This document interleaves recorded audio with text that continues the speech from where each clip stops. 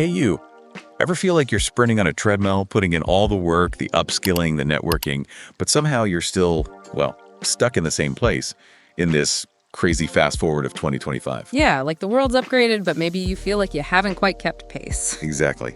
Well, what if I told you the key to finally breaking through isn't about doing more, but about fundamentally changing how you think? Precisely. Welcome to this deep dive. We're unpacking the core wisdom of Shubham Kumar Singh's You Become What You Think, specifically as a survival and really a thriving guide for right now for 2025. Yeah, forget the generic self-help fluff. Right. We're extracting the actionable, neuroscience-backed insights you need to sort of upgrade your mental operating system. Okay, so our mission today is super focused.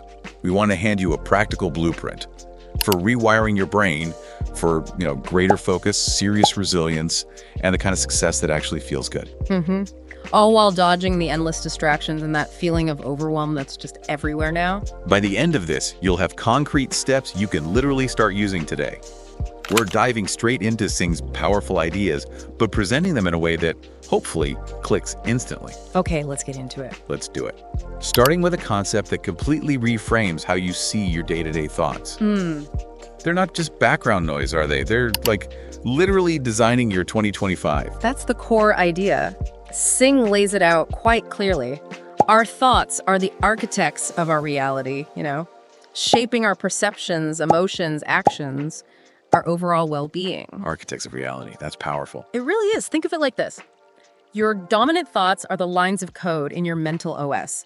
And in 2025, running outdated code, well, it leads to predictable limitations, doesn't it? And that feels so spot on right now. I mean, in this age of AI and constant change, what really makes you stand out is that internal world. Yeah, how your brain processes things, generates ideas. Exactly. If your default is worrying about being replaced or thinking opportunities are scarce, you're essentially coding a reality where those fears are more likely to play out. It's almost like a self-fulfilling prophecy driven by your thought patterns. Plus, let's be real, with notifications, endless feeds, just trying to build any kind of strong internal architecture, like you said, it feels almost impossible sometimes. It does. It takes conscious effort, which leads to the question, how do we actually become more conscious of this mental architecture that's running the show? Okay, so what's the plan? Well, Singh's idea suggests a really practical approach. We're calling it the Daily Thought Architecture Audit. It's basically about building awareness. You need to see the code before you can change it. Right, makes sense. Yeah. So here's your first action plan for you listening. For the next 7 days, try this. Set 3 random alarms on your phone. Random times, okay. Yeah, when one goes off, wherever you are, just pause, just for a second, ask yourself, in the last 60 seconds or so, what was the main thought or feeling floating around? And just notice it, right? No judgment. Exactly. No judgment. Grab a quick phone, notebook, whatever, and jot it down. Then, here's the crucial bit. Ask, does this thought actively build the 2025 version of me I want? The one who's thriving, impactful, calm amidst the chaos. Oh, is it just an old loop, reinforcing limitations about what you think you can or can't do? Precisely. And this is where the rewiring starts. If you spot a thought that's holding you back, that's not serving that future you. Yeah. The next step is key. Intentionally create a replacement thought. One that does align with that 2025 identity you're building. And this is important. Say it out loud if you can. Okay, out loud. Example. Sure. Like if you catch yourself thinking, ugh, this new tech is going to make my skills obsolete. Yeah, common fear. Right. Immediately replace it. Say aloud, I am adaptable. I am wired to learn new things. This tech is an opportunity to evolve. That deliberate act, that reframing, starts carving new neural pathways. You're literally updating your mental software. It's like debugging your own brain code. I love it. And you think about top innovators in 2025, right? When they hit a snag, a disruption. They don't just crumble. No. They've probably preloaded beliefs like change means opportunity or, okay, interesting problem, how do we solve this? Their internal dialogue is already geared towards growth. It's proactive mental architecture. Okay, powerful stuff. Next up, let's tackle something Singh talks about called second dart suffering. Sounds a bit intense, maybe. It does sound dramatic, but it's actually a really insightful distinction he makes. He talks about pain on 2 levels. 2 levels. Yeah. He says, the first level is similar to being hit by a dart. This type of suffering is unavoidable. life happens, right? Setbacks occur. Right. That's the first dart, the unavoidable sting. Exactly. But then he says, most of the time, we aggravate the situation by throwing a second dart at ourselves. This type of pain is entirely optional. Ah, okay. The optional pain, the stuff we add on top. That's the one. And in 2025, think about it, especially if you're an entrepreneur, a creator, anyone putting themselves out there, you're constantly facing potential first darts. Yep. Market shifts, rejections, tech hiccups. Yeah. Daily. But it's the second dart, that relentless self-criticism, the I'm such an idiot, the anxiety spirals that keep replaying the failure. That's what really drains us. That's what kills resilience. So resilience in 2025 isn't about dodging every single first dart, because you probably can't. Right. It's about becoming incredibly skilled at not throwing that second one at yourself. Okay, so how do we do that? How do we stop ourselves? Singh's work suggests something we can call the 60-second suffering interrupt. It's quick, practical for when those setbacks hit. 60 seconds. Okay, I'm listening. All right, so something goes wrong. First 20 seconds. Acknowledge and name the feeling, just internally or even whisper it. Okay, that rejection stung. This is the first dart. It's normal to feel disappointed, frustrated, whatever. Just name it. No judgment. Exactly. Diffuses the intensity a bit. Next 20 seconds. Separate the fact from the story, the interpretation. Okay. Like, the fact is, the proposal wasn't accepted. The story I'm telling myself is that I'm a failure and I'll never succeed. See the difference? Oh, yeah. Huge difference. Fact versus story. Got it. Then, the final 20 seconds. Actively interrupt the second dart. Consciously choose not to engage with the self-criticism. Decide not to. Decide not to pile on. Say something internally like, I accept the first dart hit. It happened, but I refuse to throw the second. What's one small constructive next step? That pause, that redirection, it's a game changer for resilience. Wow. It reminds me of stories about, say, Elon Musk with SpaceX. Rockets explode. That's a massive first dart, right? Huge. But the focus immediately shifts to analysis, data, what's next. Not dwelling on, I'm a failure. It's that refusal to throw the second dart, focusing on the next constructive action instead. Precisely. It's about managing your internal response, not just the external event. Okay, let's pivot slightly. Let's talk about habits, because our everyday actions, they're not just things we do, are they? They're actually shaping who we become, especially now. Absolutely. This connects directly to identity. Singh puts it really well. Your identity is shaped by repeated actions.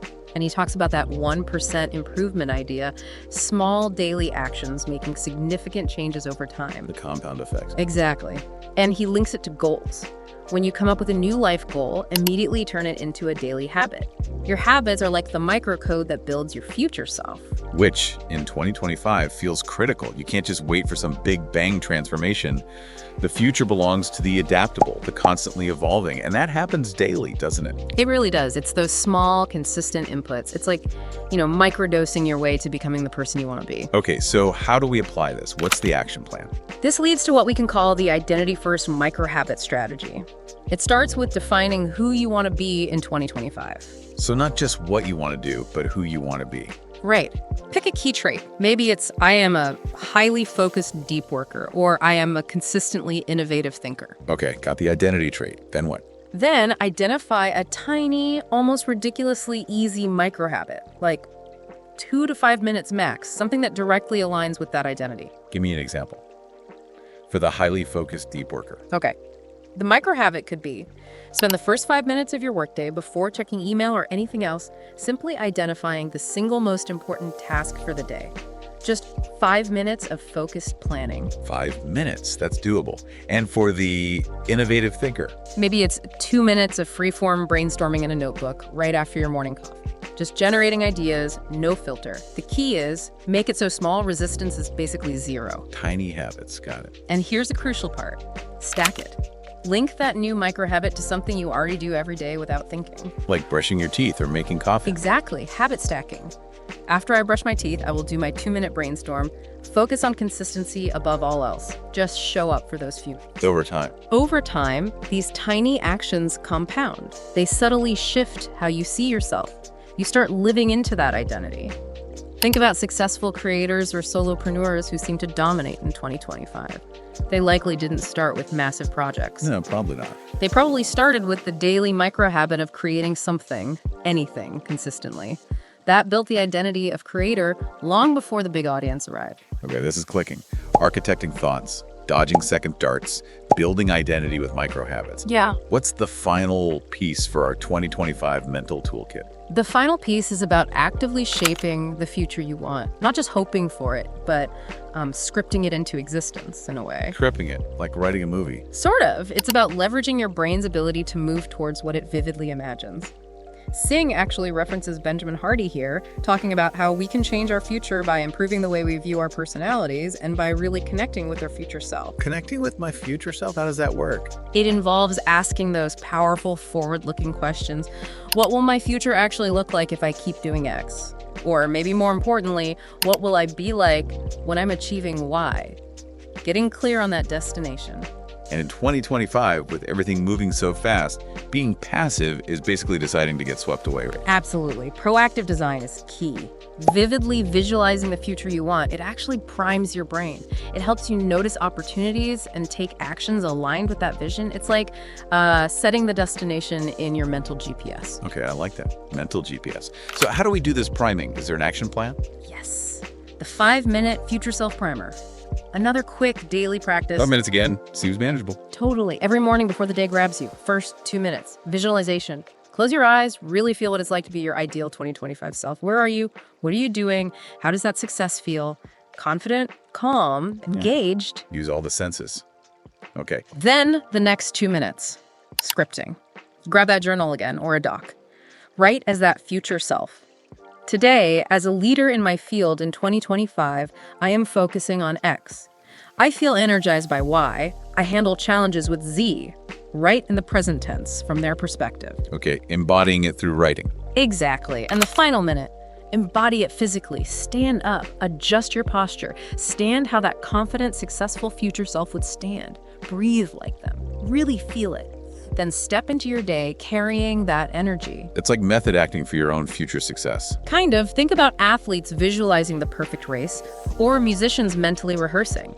It's about aligning your present energy and focus with where you intend to go. It's intentional mental preparation. Wow. Okay, so let's bring this all home. The core message here seems to be you're not broken, you're not flawed if you feel stuck. Not at all. It's more likely that your current mental software, your default programming, just isn't fully optimized for the unique demands and opportunities of right now, of 2025. But the good news is you can upgrade it. Definitely. We've covered 4 powerful ways. Consciously architecting your thoughts like a designer. Killing that optional second dart suffering. Building the identity you want brick by tiny brick through micro habits. And actively scripting and visualizing your desired future self into reality. Exactly. Powerful tools for the toolkit. All right, so here's a final thought for you to chew on. Your brain, it's arguably the most sophisticated, most powerful technology you possess, period. No question. So the question is, are you ready to step up, to become its lead programmer, to deliberately take control of the code and start designing the 2025, the you that you truly desire? Yeah. It's a powerful question to sit with. Take a moment right now, maybe after this deep dive finishes. Think about which of these ideas, these actions, the thought audit, the suffering interrupt, the micro habits, the future self primer, which one resonates most strongly with you right now? And don't just think about it. What's one tiny step, one small action you can take, like today, to start implementing it? Because even the smallest intentional shift in your thinking and your actions can genuinely set you on a completely new and much more powerful trajectory. It starts now.